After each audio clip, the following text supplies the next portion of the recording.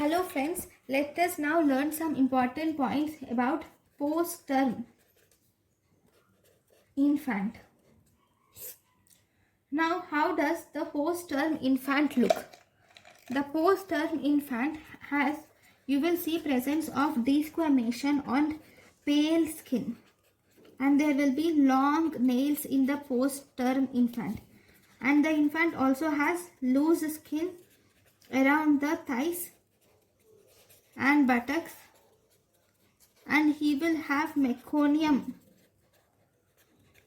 stained nails are present in the infant. Meconium stained nails, skin and vernix and umbilical cord is seen, and you will also see presence of placental membranes are seen in the